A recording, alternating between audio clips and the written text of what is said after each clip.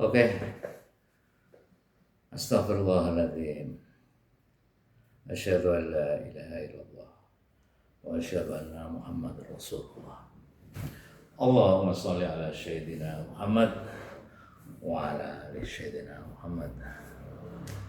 Bismillah.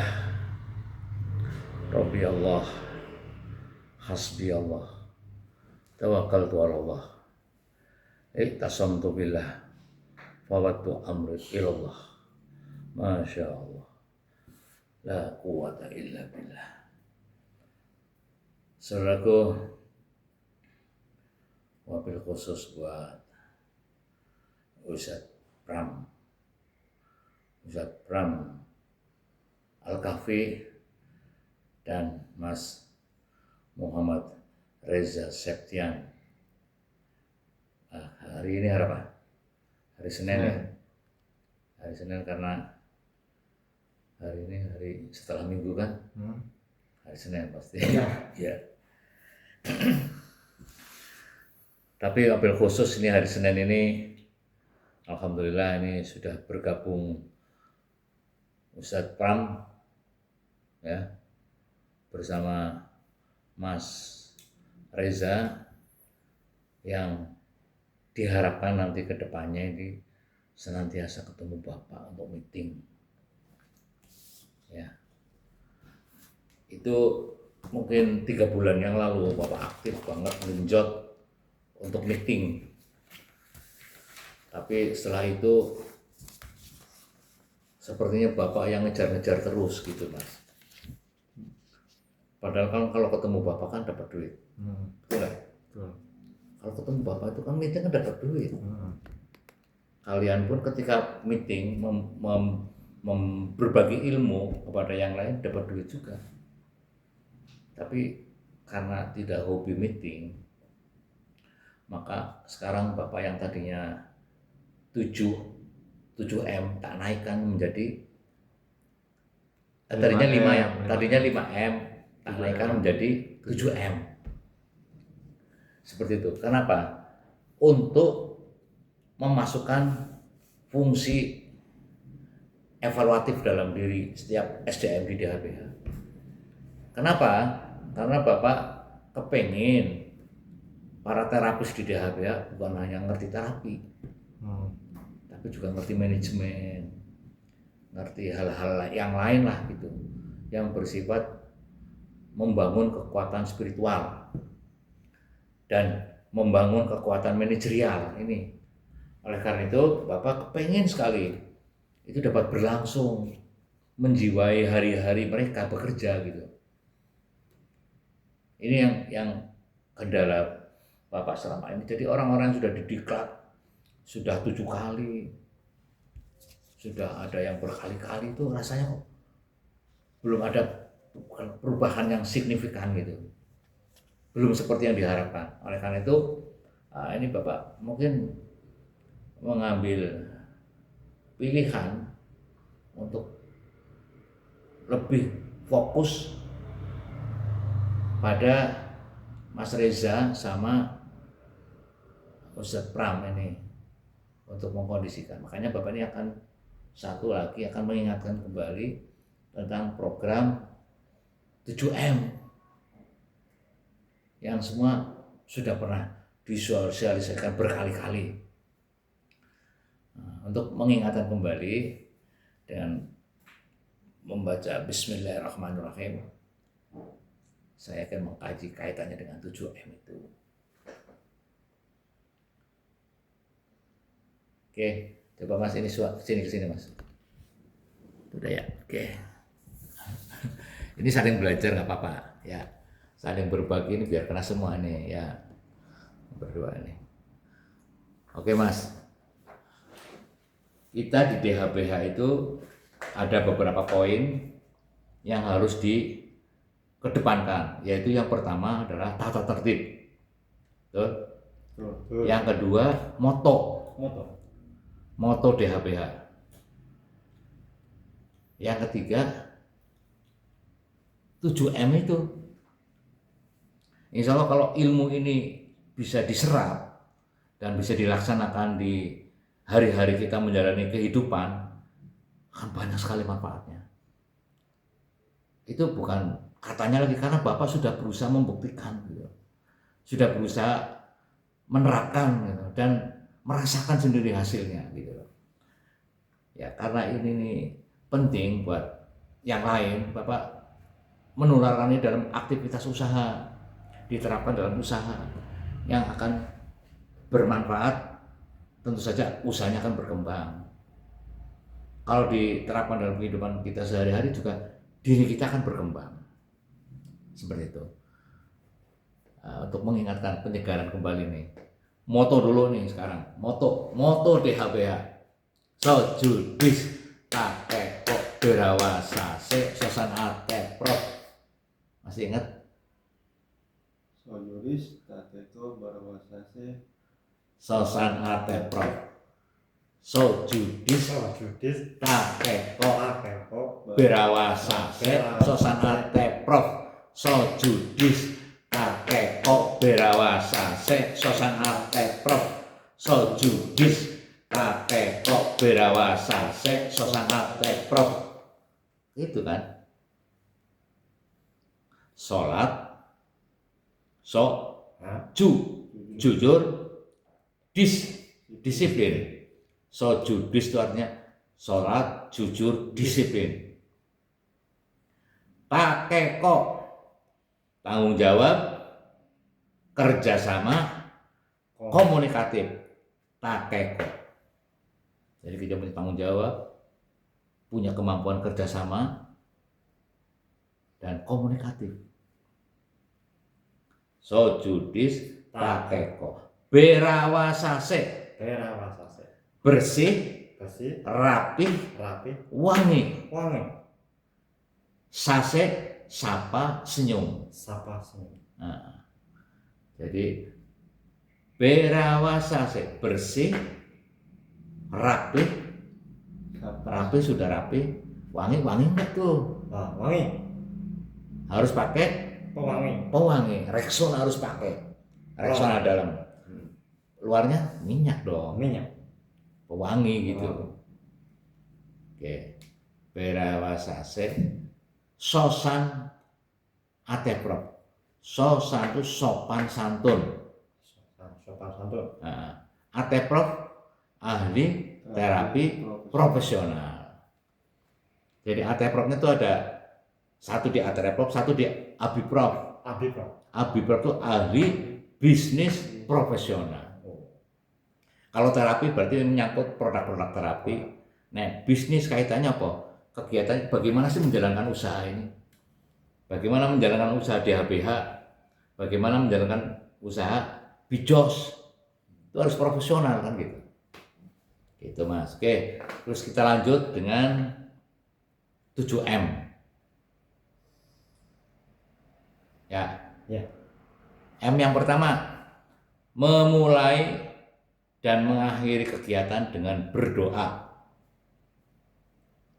Jadi segala sesuatu yang akan kita kerjakan dengan berdoa. Memulai dengan basmalah, mengakhiri dengan hamdalah, kan gitu. Nanti basmalah bisa kemana-mana nih, bisa berkembang kemana-mana. Bisa bismillah 7, bismillah 7, bisa doa basmalah, ya kan? Hamdalah di mana-mana, berkembang kemana-mana tuh. Nah itu, jadi termasuk usaha. Usaha ketika mau buka usaha, pagi-pagi itu doa apa ketika mau mulai, kan ada aturannya, ada SOP-nya itu. Nah, kita fokus di 7M dulu nih. Yang kedua, setelah satu memulai dan mengakhiri kegiatan dengan berdoa, yang kedua adalah membersihkan semua yang kotor. Kalau ada yang kotor, dibersihkan. Di lantai 3 ada yang kotor, bersihkan. Pokoknya melihat yang kotor dibersihkan. Melihat diri kita ada yang kotor nggak sih? Oh, badan kotor nih, dibersihkan, mandi kan gitu. Hati kita kotor, ya dibersihkan. Pikiran kotor-kotor, ya dibersihkan nih, kotor, jangan sampai kotor pikiran kita. Itu yang kedua. Yang ketiga, apa? Memperbaiki semua yang rusak. Ya, memperbaiki semua yang rusak. Yang rusak apa sih? Ada yang rusak nggak nih? Jam mati, perbaiki. Ada lagi yang rusak motor, ada yang rusak nggak? Ada. Perbaiki. Kayak kemarin AC itu di kamar 8, diperbaiki gitu, jangan nunggu apa lagi gitu loh. Memperbaiki semua yang rusak. Kalau ada yang rusak, diperbaiki. Kipas angin rusak, ambil bersihkannya, diperbaiki, bawa ke servis gitu. AC mati, panggil tukang servis. Tidak harus dikerjakan sendiri, tapi leadershipnya itu mengerjakan gitu, kepemimpinan. Ya, gitu ya. Itu yang ketiga. Memperbaiki. Jadi yang pertama itu memulai dan mengakhiri. Memulai dengan basmalah, mengakhiri dengan hamdalah, katakanlah begitu. Ya. Yang kedua, membersihkan semua yang kotor. Yang ketiga, memperbaiki semua yang rusak. Ya. Yang keempat, melengkapi semua yang diperlukan. Waduh, saya ini tempat terapinya kok nggak ada bekamnya nih, atau bekamnya kurang, dilengkapin. Oh, nggak ada tempat buat naruh minyak, ya dilengkapin biar ada gitu. Oh, nggak ada sarung, ya dilengkapin biar ada gitu. Kan semua sudah ada SOP-nya tuh. Untuk diri sendiri misalnya, saya mau mandi, gak ada sampo-nya, ya dilengkapi, disampo lah gitu kan. Mau mandi, gak ada gayungnya jelek, ganti yang sudah rusak. Ya, melengkapi semuanya. Misalnya, dalam diri sendiri nih, saya nih dilengkapi deh, biasa sholat wajib aja, dilengkapi dengan sunah-sunahnya kan gitu. Betul. Ya kan? Dilengkapi dengan puasanya gitu dong. Ya kan gitu, kita udah berjalan-jalanin gitu. Sampai ada pelatihan spiritualitas. Itu melengkapi semua yang kita perlukan apa? Jiwa kita kotor nih, perlu dibersihkan. Nah sekarang untuk dilengkapi apa? Dilengkapi dengan puasa, dengan berzikir kan gitu. Nanti insya Allah akan dilengkapi juga kebutuhan kita sama Gusti Allah. Jadi melengkapi semua yang diperlukan. Keberapa itu? Kelima. Kelima apa? Nah, merapikan semua yang berantakan. Ini kayak gini. Misalnya kayak gini nih. Tuh. Berantakan nggak? Di meja-meja itu. Ya, betul. Ya dirapikan gitu. Istilahnya nih ya, kalau di meja nih kayak gini nih. Kalau nggak lagi digarap, kan dirapikan, diluruskan, dirapikan gitu.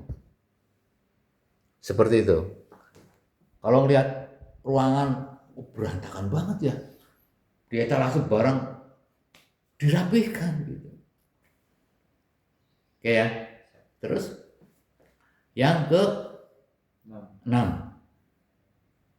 apa? Meminimalisir. Minimalisir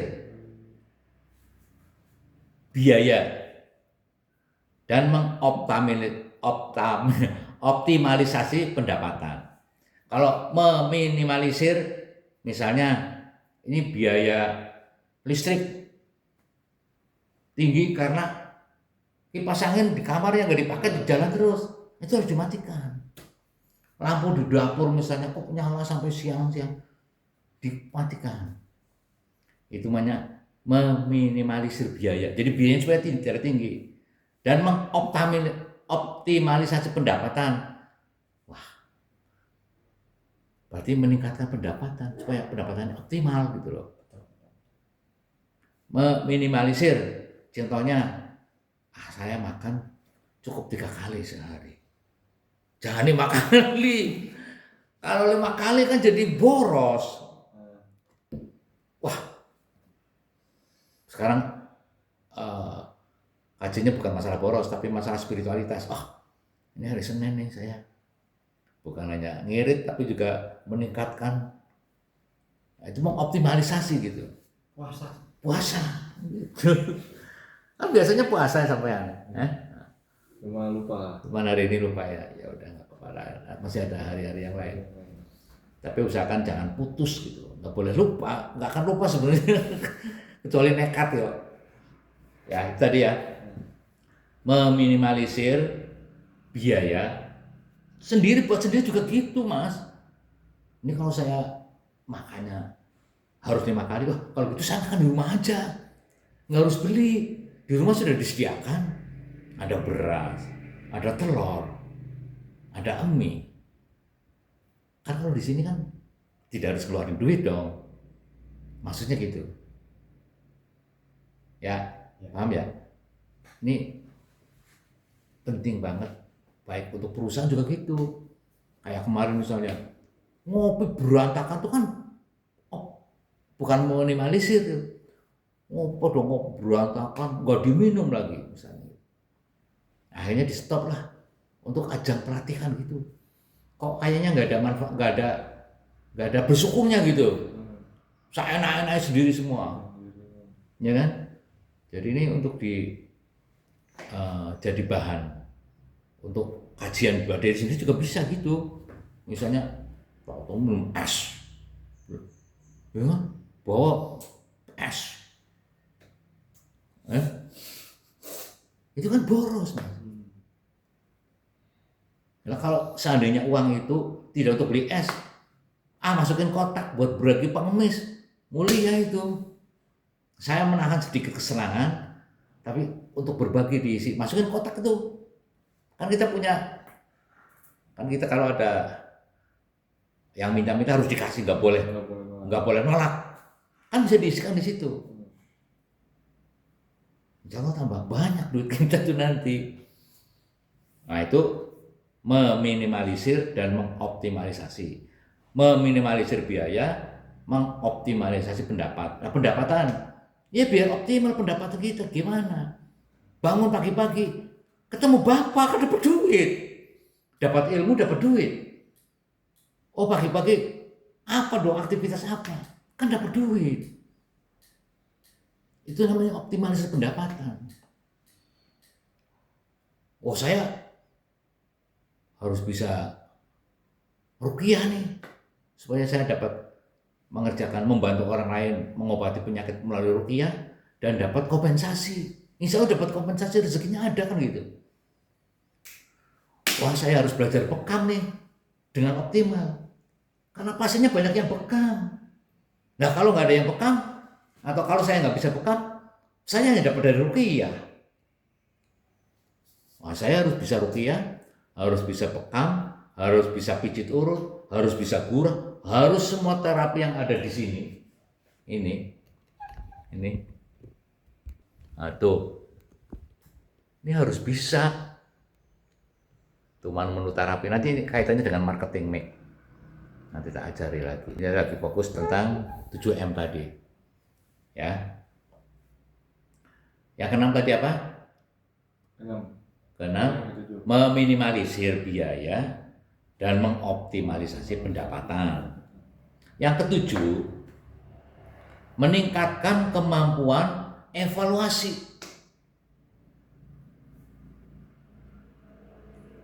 Evaluasi kinerja boleh, evaluasi diri boleh. Jadi kita punya kemampuan mengevaluasi terus. Misalnya tiap hari kita mengevaluasi apa sih yang perlu dievaluasi nih? Itu tahu belum mas? Nanti ada evaluasi harian, ada mingguan, ada bulanan. Makanya ada perhitungan rugilah, bahkan hitungannya bulanan tuh. Tapi dievaluasi, oh ini kok biaya kok naik terus nih.